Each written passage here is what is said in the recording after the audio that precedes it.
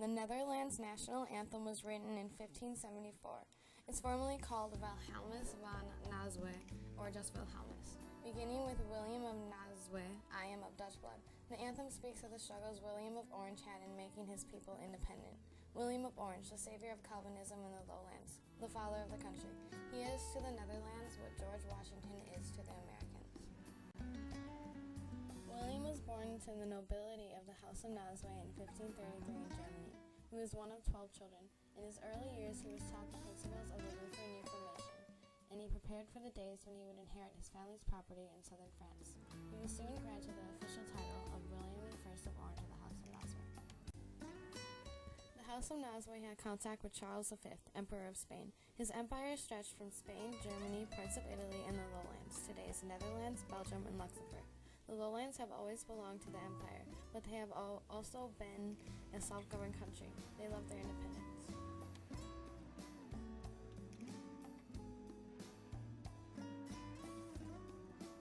From the connection between the Nassau's and Charles V became interested in William. So Charles took William to court to learn the art of ruling. The price William had to pay was that he had to convert to Roman Catholicism from Charles's hatred of the Reformation. William became Charles's closest inmate. He was the only one present when the king took on important official business. William received the name Silent from his complete discretion in matters of the realm, and from his connection with Charles, William got into contact with the lowlanders. When Charles V died, he turned the empire over to his son, Philip II. Philip was distrustful of William because of William's close relations to the late king. During this time, William became concerned with the Calvinists in the lowlands. It was clear that William had never forgotten the ways he was brought up.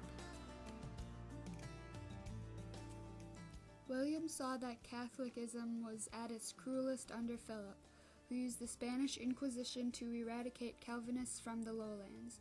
William saw the blood and heard the screams of those who died for their faith, which made quite an impression. William was a representative of Philip. He was a member of the Council of State to assist the Spanish regent and help rule in Philip's name. The Duke of Alva was the regent. He was responsible to destroy Calvinism. William was also the stadtholder, or public official, of the provinces of Holland, Zeeland, and Utrecht. He tried to ease the horrors of persecution and restore political power to the stadtholders in the lowlands, but he was unsuccessful, and Philip continued with his reign of terror. The story of the revolt of the Spanish Netherlands includes many victories, defeats, much suffering and losses, but finally a victory came through in the end. The population of the Spanish Netherlands was 3 million with about 300 cities. The area was split by language. In the 17 provinces, 14 spoke Dutch and 3 spoke Walloon. Philip needed the region for its wealth, especially Antwerp, which was the center where silver and gold was distributed. By the time Philip became king, the spread of Calvinism in the lowlands started to take hold of the lower classes, lesser nobles, and town leaders. And by 1566, Calvinism was based in Antwerp. The religion spread rapidly. Philip appointed wealthy and powerful, influential people as governors. These governors were known as stadtholders to rule in his name. Though the States General had power in the Spanish Netherlands, and Philip had little power over them. By 1558, Philip was in deep need of money, and William of Orange persuaded the Estates General to grant Philip a 9-year subsidy. Philip, in return, had to remove his troops from the Spanish Netherlands, which took place in 1561.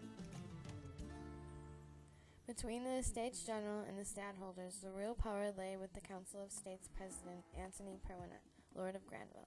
He was seen in the Spanish Netherlands as the mouthpiece of King Philip II. They believed he had too much power.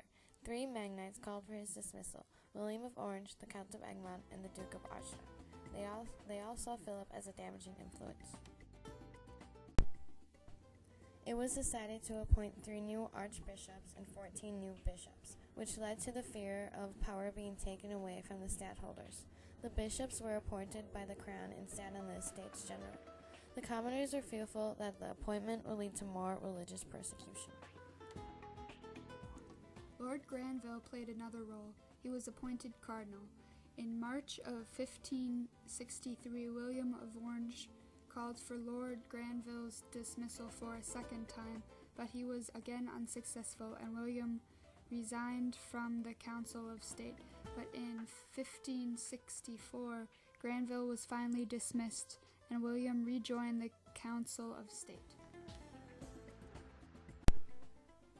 Most of the nobility were Catholics, but Calvinism was strong with lesser nobles who hated privileges of the Catholic Church. Philip then placed a Catholic university in the Netherlands to try to bring the religion into line. Again, William resigned from the Council of State along with a few others to protest, because William did not want to be seen to be openly supportive of men who were radical. Those men turned to Louis of Nassau, the brother of William of Orange, and in 1565 they formed a compromise.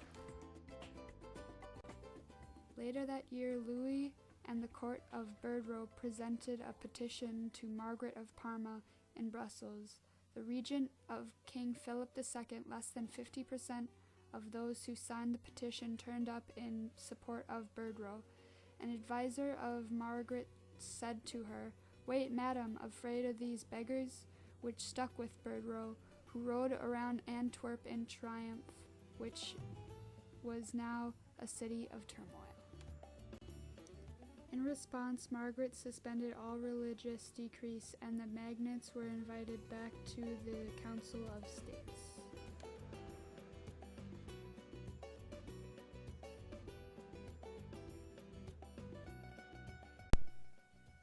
In 1566, the compromise agreed to cooperate with the Calvinists, but William did not welcome the compromise. He saw the lesser nobles and the Calvinists as dangerous hotheads who would destroy any chance of an increased political liberty. He wanted to satisfy both sides. But there were problems elsewhere. In 1565, there was a bad harvest, war affected the sea trade, and in 1566, riots took place. At the end of that year, Margaret came to an agreement with the compromise, leading to the accord. The compromise had to lay down their weapons and not interfere with Catholic worship. Margaret believed that the accord had been forced on her, so she asked Philip II for troops and to hire mercenaries from Germany. William did not ally himself with the Calvinism because he was a Catholic and aware that Calvinists did not have the money, arms, or supplies for a successful rebellion. By joining them, he would have lost the support of the Catholic majority and his relatives in Germany. The leadership of Calvinism went to Berdrow, and in 1567 he gathered an army and marched into Zealand. Because of this, Margaret called the Magnates to swear an oath of loyalty to Philip II. William of Orange didn't accept this, and many lesser nobles fled into Germany. Philip's best strategy would have been to have tolerance, but instead he ordered the Duke of Alva to march 9,000 men from Milan to the Netherlands. They arrived in April 1567 and started a reign of terror. Nobles were arrested and sent to the Council of Troubles, nicknamed Council of Blood, by the locals. All leaders were arrested. Town leaders shown no mercy. In January 1568, 80 citizens were executed. 1 month later, Berdrow died and William of Orange became the new leader. William planned a three-pronged attack on Alva, which included William of Nassau and the French Huguenots. Louis was successful, but the other two were not. Louis's force soon fell back into Germany. William tried again to march into Brabant with German mercenaries, but he was not popular there, and he fled into France. By 1573, the Reign of Terror saw 9,000 condemned by the Council of Blood, 1,000 executed or exiled, and thousands made into refugees. William and Louis began fighting with Huguenots in France. Refugees of the north formed a force known as the Sea Beggars. It suggested of William to offer them protection. He authorized them to prey on Spanish shipping. He was a stadtholder in the north, where most of them came from. Anyway, William allied himself with the Sea Beggars, creating a new state.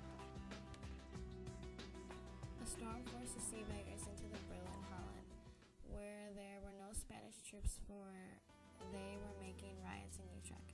The Sea Beggars claimed the land for William of Orange. Louis of Nassau helped the Sea Beggars take Flushing and Zealand. Many northern cities went into the hands of the Sea Beggars, creating a major rebellion in the north. Again, William tried to create a rebellion in the south, but his attempts failed. So he focused more on the rebellion in the north and put himself at the head of the resistance. But he had no love for the Sea Beggars, for they consisted mostly of Calvinists. As the Sea Beggars became stronger, they started to persecute Catholics, Anabaptists, and Lutherans. They believed that freedom of worship should only apply to Calvinism. The Sea Beggars destroyed non-Calvinist churches and forced non-Calvinists underground. But by 1587, only about 10% of Holland's population were Calvinism.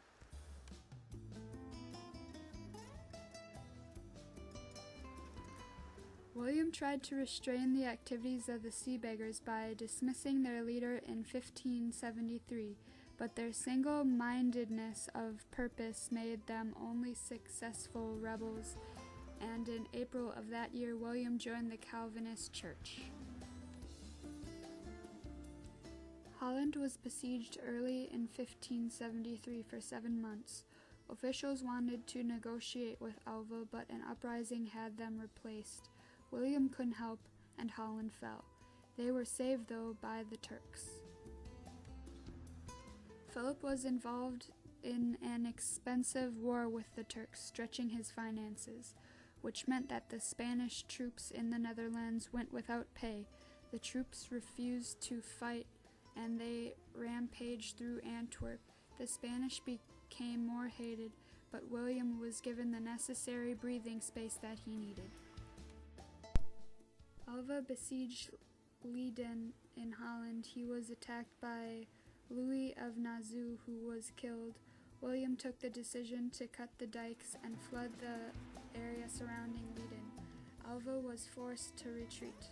In November 1573, Alva was replaced by Don Louis de Renaissance, and in 1575, Philip announced his bankruptcy.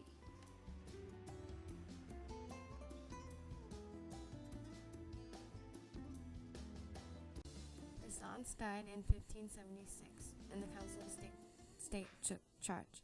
They summoned the Estates General and established an army of self-defense under the Duke of Armstrong. The unity of the Magnates had finally been achieved.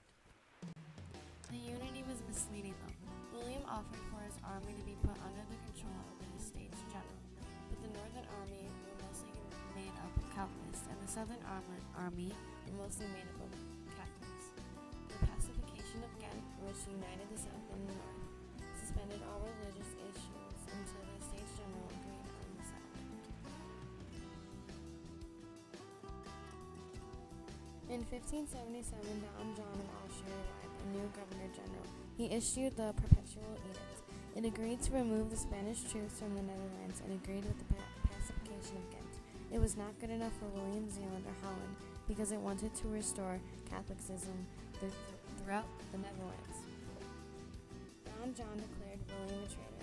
He pushed the southern Magnates into an alliance with William. It was short-lived as revolts broke out in the south.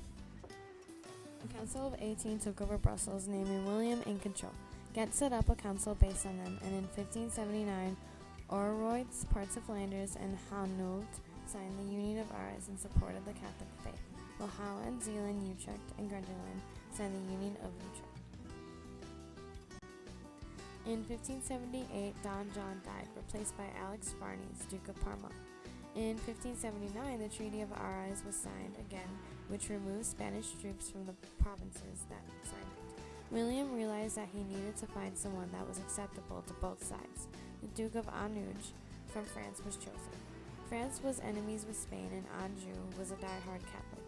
In 1581, 13 of the 17 provinces signed their allegiance to Anjou, but he proved to be the wrong choice. In 1583, Anjou marched on Antwerp to assist his authority, but he was beaten off. By now, Philip had 25,000 crowns on William's head to anyone that could kill him. Many tried, but only one succeeded, who was Balthasar Jared, who wanted an audience with William, saying he had very important business. Instead, Jared shot him through the body on July 10, 1584. William died shortly thereafter. Maurice, Prince of Orange, son to William the Silent, took William's place as stadtholder and leader of the Calvinism after his death.